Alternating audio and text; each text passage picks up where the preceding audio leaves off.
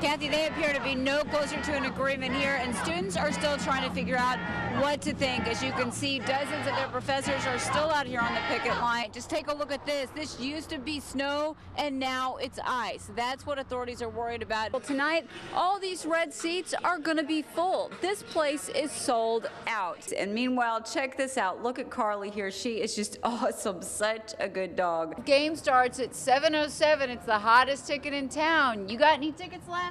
Are you kidding? Workers posted the problem on Facebook, and one woman stepped up with a big gift, this surveillance equipment. We've talked to dozens of people here today with missing loved ones. Now, around these neighborhoods, you see flyers like this one. This is Tammy Campbell. It all started Sunday when the Elfrink family noticed their dog Lexi was missing. They started searching and contacted authorities and couldn't believe it later when they found out Lexi had been killed, and apparently they'd been lied to.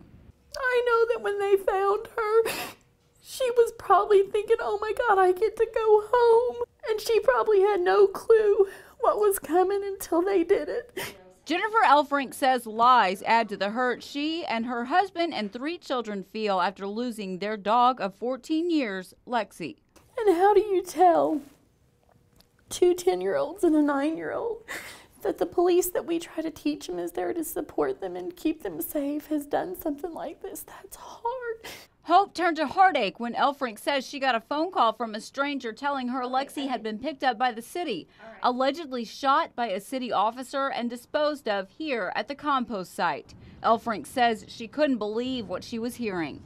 The police department let me drive around for almost 9 hours with my 3 small children in that van, knowing that what my children were hoping to find was already gone. Elfrink says she first contacted police at 6 o'clock Sunday and then on several more occasions. Each time she says they told her they had not seen her dog. Yet according to the caller, officers knew what happened and told Elfrink police logs would show Lexi was actually picked up at 1. With that information, Elfrink says she confronted Chief Jim Chambers. But he wasn't going to tell me it was in there till I told him verbatim what it said from 1 o'clock till 3 o'clock. She contacted state authorities, leading to an investigation by the Scott County Sheriff's Department, State Humane Society, and Department of Agriculture. Deputy Jody Cheney says they need to know more about what happened. He says state law requires communities to hold a dog for 5 to 10 business days. If it's determined that it was put down and then buried without anybody knowing, of course, not only is that morally wrong, it's also against the law. We watched as Cheney uncovered Lexi's body within the city's compost site. Wayne Elfrink later identified the family pet. He believes Lexi was shot soon after authorities picked her up. We were made a mockery for a long time. We went to City Hall to get their side of the story. Chief of Police Jim Chambers says he can't comment. Meanwhile, Mayor Steve Laux had this to say. I have been told by the Sheriff's Department that it's an ongoing investigation and that I cannot comment at this time. My heart goes out to the family. When you make a mistake, you need to own up to it. Live local late breaking in Chaffee, Holly Brantley, Heartland News. Lilburn Elementary anxiously waiting to find out the winner of a coloring contest featuring Fred Bird. Really just a clever plan to give 10-year-old Brendan Wallace a big surprise. Brendan is fighting cancer, and the organization 18 for Life wanted to give him a break from being sick. So as the grand prize winner, they're sending Brendan on a first-class Cardinal baseball experience. So it's into the limo we go, a wave goodbye, and we are off to Busch Stadium, where former player turned coach John Mabry meets him at the door and introduces him to the all-star lineup. Beltran. How old is he? 10.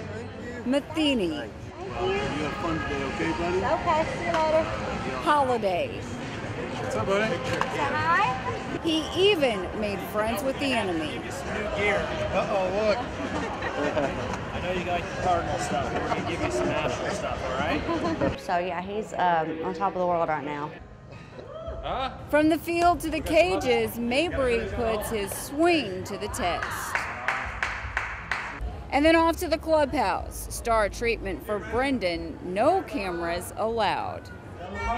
Hopefully for one day we can make him feel like a big leaguer and get out here on the field and hang out with the guys. Getting to meet the players, getting to talk to him, that's just been, yeah, wonderful. And then the day ended with a friend that started it all, a chance to meet the real Fred Bird, a walk-off win for this little hero. Live, local, late breaking at Busch Stadium. Holly Brantley, Heartland News.